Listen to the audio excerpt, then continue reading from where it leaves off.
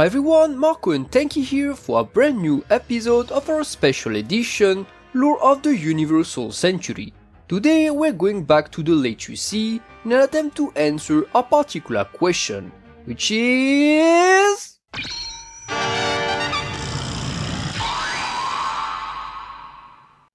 Yep, in this video we are going to explore the history of the Vietnam bombing copter of the Zanscare Empire, its mechanical lore, variants, and extract every bit of mechanical knowledge we have on them so far.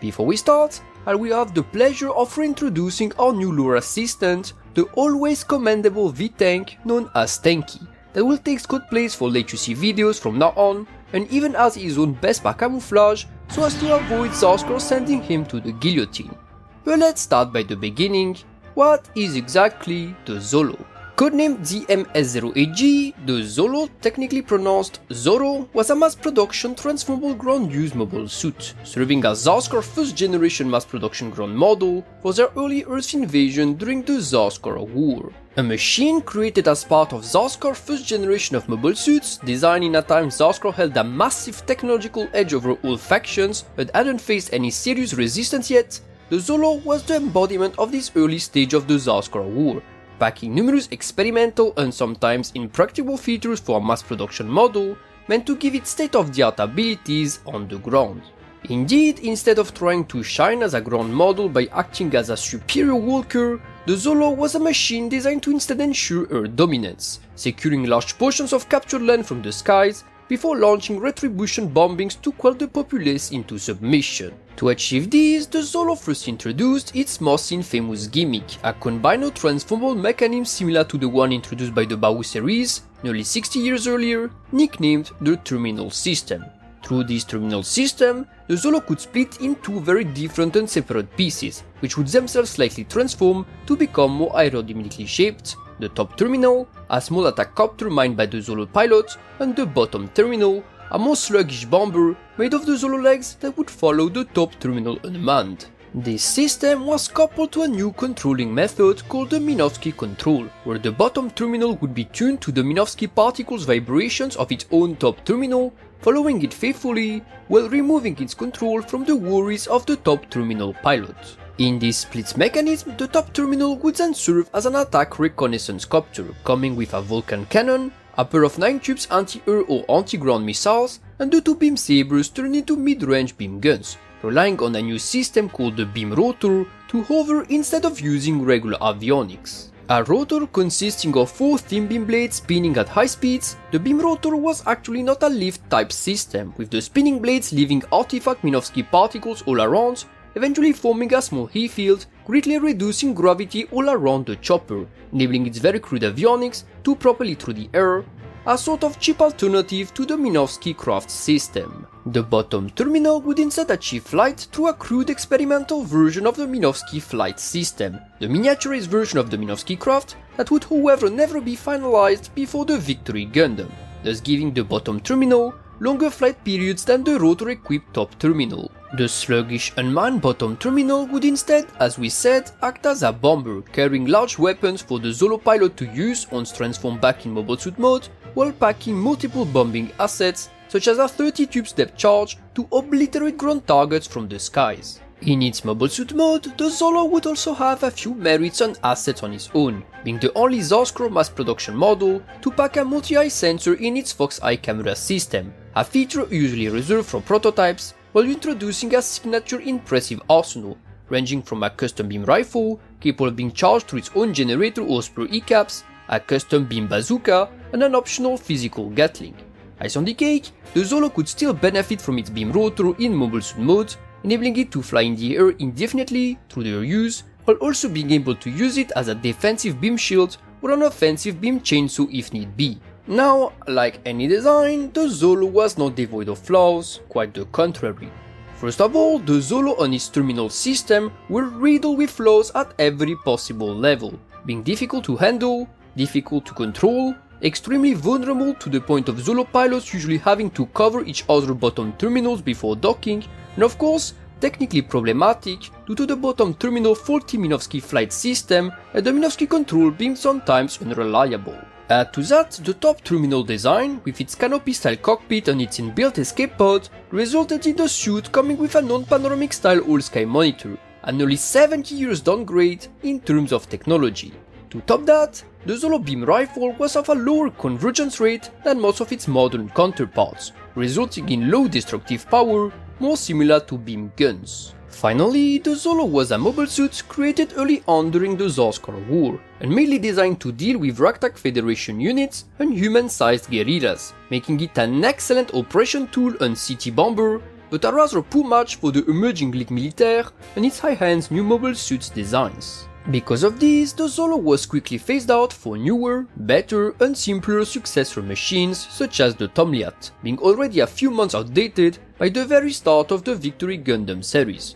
Although the Zolo would see large production in the early phases of the Zanscare War and be their primary asset in the earliest days of their first Earth invasion, it would subsequently fall into desuetude, being mostly removed from the picture nearly 3 months before the start of Operation Roller, heralding Zanscare's second attempt to subdue Earth. Nonetheless, the Zolo's legacy would live on in Zanscare, but even outside of it, with its family tree being still very present by the age of the warring space states. But that's enough setting for today, let's get to our lore.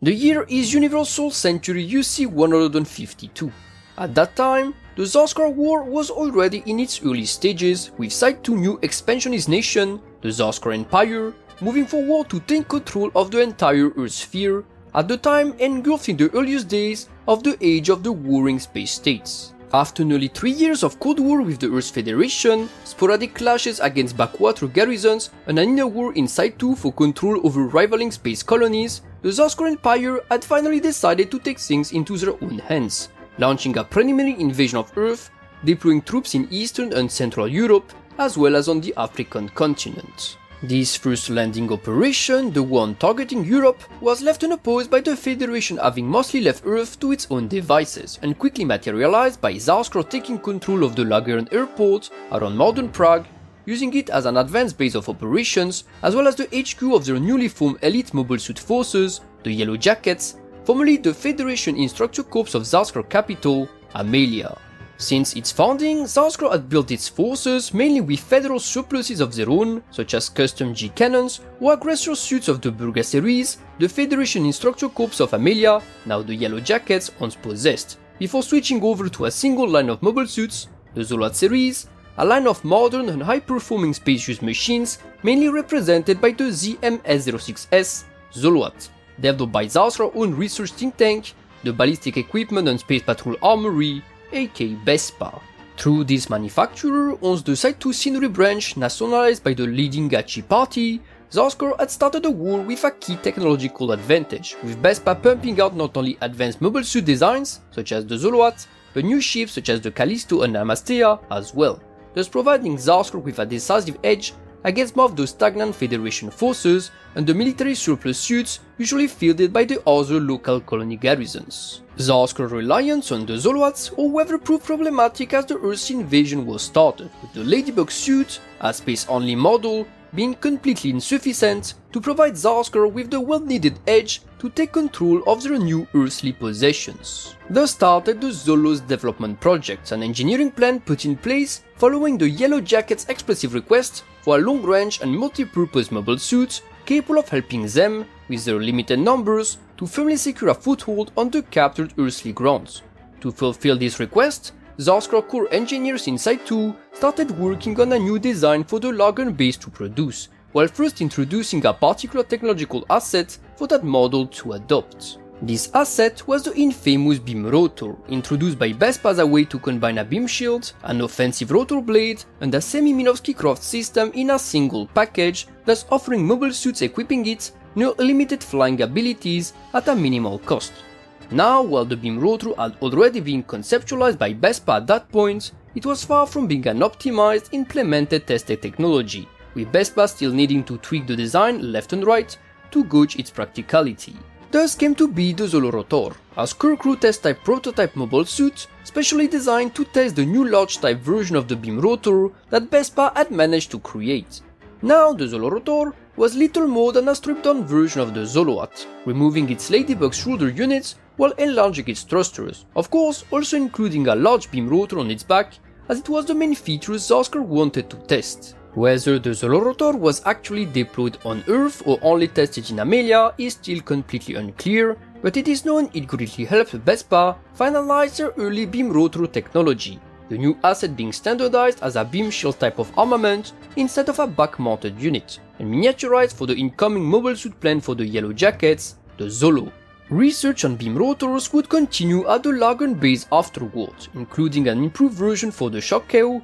a triple-bladed one instead of the quadruple version for the Godzorla, and of course the multiple ones seen in the Memedorza. But let's go back to the Zolorotor. Thanks to the data collected by the Zolorotor, Vespa eventually finalized their early Zolo design, their first fully-fledged mobile suit capable of self-sustained atmospheric flight through its combining system, beam rotor, and Minovsky flight. The Yellow Jackets would immediately start producing the Zolo at their main HQ and testing facility, the Lagan Airport, with a total production of 39 units being achieved, with at least 8 Zolos being kept as reserve units. Aside from these units, it is known that at the very least 6 additional units were produced and dispatched to different forces, being seen participating in the Third Battle of Jaburo alongside their recall transport type motherships. Aside from the regular model of Zolo, 3 different variations of it would also end up being produced by Zanscare, 2 custom variants for specific pilots and 1 late production model. The first of these customized Zolos was the one assigned to Chronicle Asher, a man known as the Second Coming of Char, an ace pilot who was also the little brother of Maria Pure Harmonia, Zanscare's ruling queen. Chronicle Zolo adopted a red paint scheme over the traditional Yellow Jacket green colors, and like the rest of the few Zolos assigned to the 3rd Fighter Squadron of the Lagan base, was actually an advanced pre-production unit, and thus featured improved thrusters and motors, making it on its colleague units a step over the rest of the Zolos of the Lagan base. Most of these Zolos, including Chronicle units, would be lost early on during the first episodes of Victory Gundam, being damaged or destroyed after fights against the Ligue Militaire. The second customized version of the Zolo that is known to us is instead the machine referred to as the ZMS-S08G Zolo Kai or Zolo Mattis Walker Custom. A machine customized by veteran pilot Mattis Walker of the Yellow Jackets, the Zolo Kai was a simple modification of the Zolo itself, only adding a custom additional armor part on its head, covering its left camera sensor. These special equipments had the effect of boosting the Zolo's Fox Eye camera system, greatly extending its range as well as massively increasing its zoom-in capacities, thus enabling it to turn the Zolo into a long-range sniper specialist unit. The Zolo Kai would, however, only be fielded far too late during the Zanscare War, being quickly overpowered by the Ligue Militaire more advanced machines, although Mattis' skills and technique with the terminal system of his Zolo would enable him to put a good fight despite the technological setback.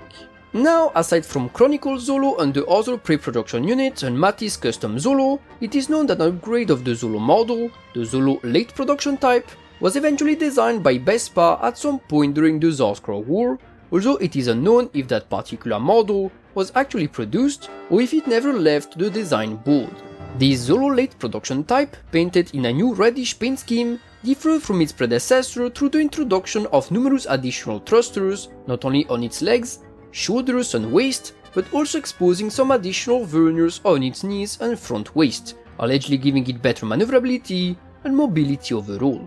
In addition to that, the late production type also doubled the Zolo shoulder armor unit, likely for improved avionics, and also introduced a glass protective cover over the Zolo Fox Eye cameras, probably as a way to protect them from dust, sand and water that could interfere with the camera when fully activated. Whether the late production model was produced or not, it would however never get to succeed the regular Zolo, the Zolo itself being quickly overshadowed by other Zanscare machines, even in the earliest stages of the Zanscare War.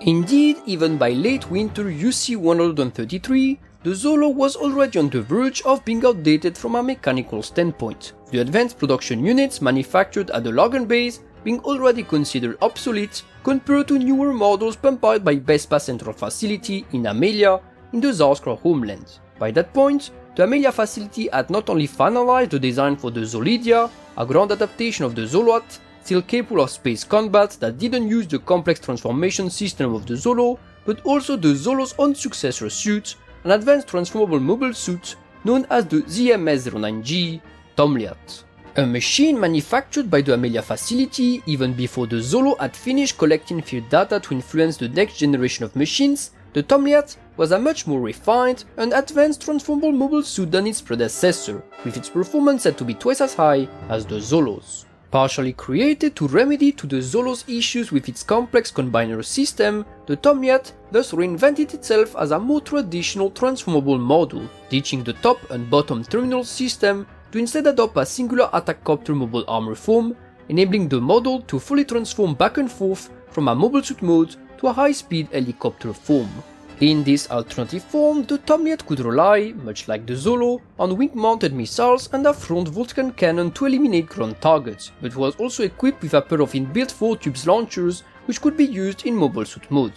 In copter form, the Tomliat could be used as a patrol chopper, like the Zolo, but also as an agile and powerful interceptor to deal with enemy mobile suits, and also enabled the Tomliat to cruise in space like a mobile armor mode, but also re-enter the atmosphere on its own, making this new mobile suit much more versatile than the Zolo, as it could be used in space and then deploy on Earth in task forces. In its mobile suit mode, the Tomliat was also leagues above the Zolo, being compatible with nearly all its weapons while introducing a new arsenal of its own, including a redesigned beam rifle with a better output, a multi-bazooka capable of firing beams or physical projectiles, and a pair of new close combat assets, beam access with adjustable outputs. Thanks to these assets, the Tomliat would soon overshadow the Zolo, almost immediately phasing it out in most of Zanscare Earth-based units. Indeed, while the Yellow Jackets of the Logan base would primarily field their own custom local Zolos, the rest of the early Earth invasion would immediately start their operations with Tomliats without ever using the outdated Zolos first. The Logan base, despite its history with the Zolo, would also end up in possession of their own Tomliat units painted in the Zolo paint scheme, and would over time even start begging other battalions for their Tomliats, the Zolo starting to age badly in front of the League military new units. On the African front, the Zanscare invading forces would almost exclusively rely on the newer Tomliats in their attempt to push south, with these Tomliats being painted in a signature yellowish color, partially for environmental camouflage. Aside from the units dispatched to the African front and to Lagern, it is known that midway through the Earth invasion, Zanscare also formed a special task force to scout ahead and identify the various resistant groups that were starting to sprout against Zanscare, a particular team that became known for their use of modified Tomliats, the Black Widow team. A group of skilled Zanscare pilots, the Black Widows primarily operated during nighttime in groups of 3-4 Tomliats, performing reconnaissance duty in helicopter form with machines painted in black colors, hence their name. The Black Widow's Tomliats were thus customized to fit their new assignment, with two variants being used by the Special Forces, an escort version and a reconnaissance version. The escort Tomliat was simply a Tomliat with a large wing binders and a different backpack generating less heat for stealthier flight, designed to escort its brother model, the reconnaissance version, which introduced the same changes alongside shoulder and waist placed radars and night vision cameras to better fulfill its purpose. Now, it is unknown what the exact deployment history of the Black Widows under Tomliats was, with the group never encountering the main resistance group, the European branch of the Ligue Militaire, which was snuffed out by Lagern instead.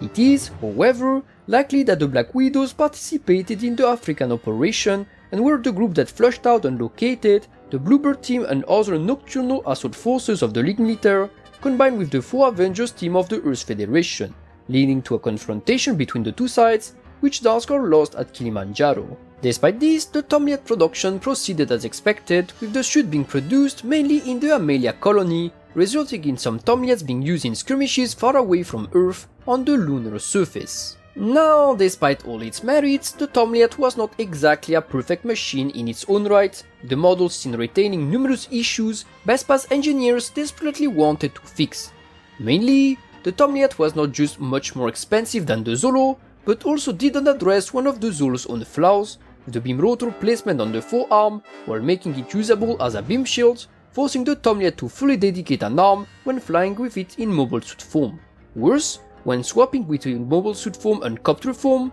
the Zolo and Tomliat would still need to detach their rotors from the backpack to place them on their forearm, making them vulnerable in the meantime. This issue had actually plagued Zanscare for quite a lot of time, with the Memedorza, one of Lagern's own custom aerial prototypes, having been one of those attempts to solve the issue by introducing multiple beam rotors in the same machine, ditching the transformable system in the process. For a time, Vespa introduced minor adjustments to Tomliat to solve this long-standing issue, equipping some of them with a beam rotor on their arm and another on the back at the same time. Although not clear, this modification never became mainstream in Tomlian units, mainly because an additional beam rotor in copter form would ultimately block the 4-tube launcher on the side where the additional rotor was kept. To fix this issue, Vespa went back to the drawing board, taking a completely different approach in the process. Instead of trying to improve the beam rotors themselves, plans were made to move the beam rotor location from the arm to the mobile suit mouth,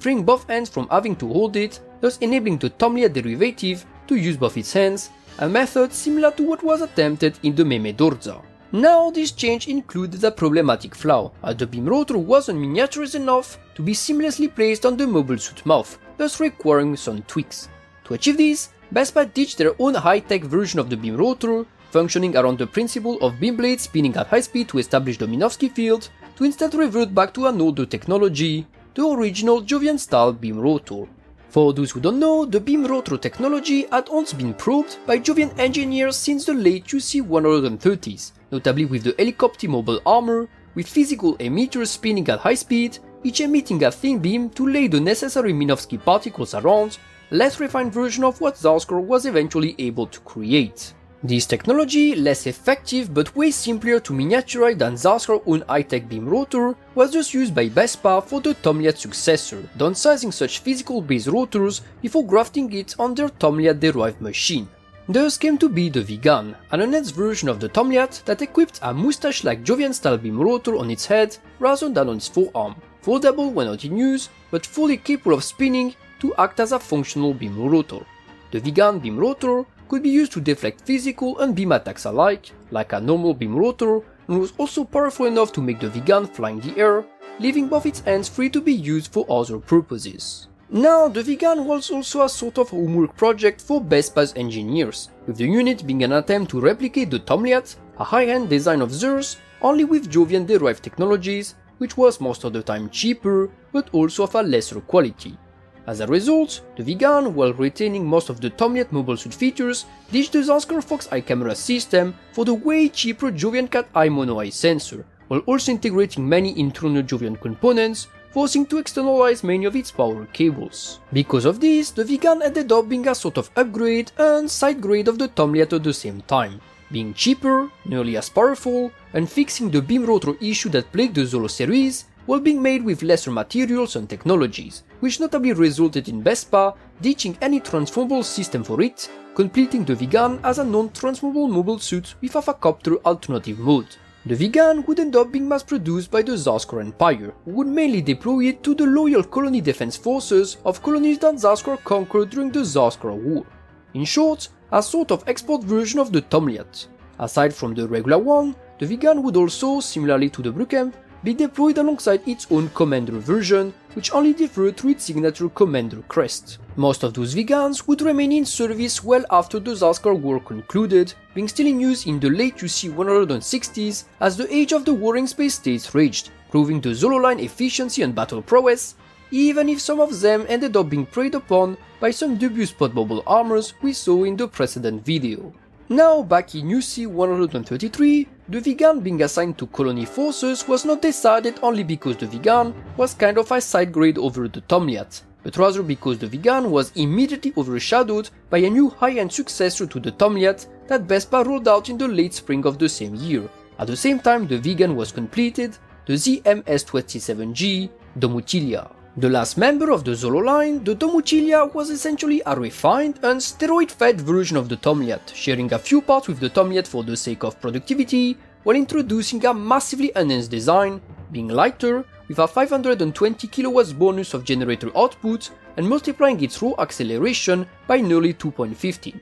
This was achieved through a revamp of the Tomliat to its core design, reworking both mobile suit mode and mobile armor mode for a much higher quality design. In its mobile suit mode, the Domuttlia introduced a powerful mobility asset, a variable binder designed to extend in copter mode, boosting the mobile suit balance and stability, while improving its avionics when switching to its alternative mode. Like the Tomliat, the Domuttlia retained a pair of inbuilt 4-tubes missile launchers, but more prominently, introduced an improved version of the Godzorla own prototype 3-blade beam rotor, with the Domuttlias being able to fly with a twin-blade beam rotor, a significant improvement over its predecessor. To this rotor was coupled a Tomliat-derived transformable mode, enabling the Domuttlia to transform into an attack helicopter, even faster, deadlier, but not much more armed than its predecessor, coming with similar Vulcans and wing missiles. Ice on the cake, the Domuttlia also equipped a very funny but quite interesting end-mounted feature, a pair of small mandibles finished by a beam emitter called the Shock Bite, enabling the Domuttlia to literally bite through enemy mobile suits when locked in brawls, a very niche gimmick that could sometimes prove useful for destroying enemy head cameras or more fragile joints. Now I'm already hearing some of you. After the Memedorza and Vigan, why was the Domuttlia still plagued with the Zolo and Tomliat main flaw, aka the arm-mounted beam rotor that would need to be moved to the backpack? Well, this feature was not addressed in the Domuttlia for one particular reason, which can be understood when looking at the geopolitical context that surrounded its deployment. Indeed, at the time the Domuttlia entered development, the first generation of Zanscare suits, the ones such as the Zoloat and copter suits like the Zolo and Tomliat, were long overdue, with the initial technological gap being quickly closed by the Ligue Militaire and their new mobile suits of the Victory and Gun-Easy series. This caused the advent of Zanscare's second generation of machines, the one of the like of the Kontio and Rikshokeo, packed with gimmicks of all sorts. After Zanscare finally decided to launch the Earth cleansing operation through Operation Roller, Vespa instead moved forward with the third generation of Zanscare mobile suits, the one built around the use of Vespa's newest and amazing subflight system, the Einerad. Alongside many of the newer third generation suits that appeared, such as the Gedlav and Bruckham, many first generation suits like the Zolidia or second generation suits like the Rikshokeo or Jabako were retrofitted to deploy alongside the Einerad, remaining relevant in Zanscare's newly reorganized battalions. Unlike the Tomliat and Zolo, which weren't easily optimized to work alongside or with the Einerad, the Domuttlia was also heavily designed to be capable of conjunct operation, being fully capable of mounting Einerads as well as providing air support for Einerad-related suits. As a result, the Domuttlia was not expected anymore to be this mobile suit copter shifter, with many Domuttlias deploying simply with Einerads and without beam rotors. Although the Domuttlia was eventually put to mass production and deployed to great effect during the Earth cleansing operation, the quick defeat of the Motorrad fleet and the end of the Zanscare war shortly after eventually kept it to the limited production stage, never reaching the Zolos or Tomliat's numbers. After the Zanscare war concluded following the battle for the Angel Halo, the Zolo series remained a thorn in the Earth sphere for decades to come, either in the form of Zolo or Tomliat parts that both became sought after rarities as modern pieces of technology, or even still functional vegans from colony units turned bandits, roaming around trying to assert their own way, deep in the age of the warring space states, and thus ended the story of the Zolo line, one of Zanscare's first and most janky but still very reliable toys. Be sure to like and subscribe and get a Tankie sticker to support the channel, either in its Vespa form if you are a Zanscare lover like me, or in its Ligue Militaire form if you're a more traditional enjoyer. And with this video comes to an end. Marco and Tankie, and code out.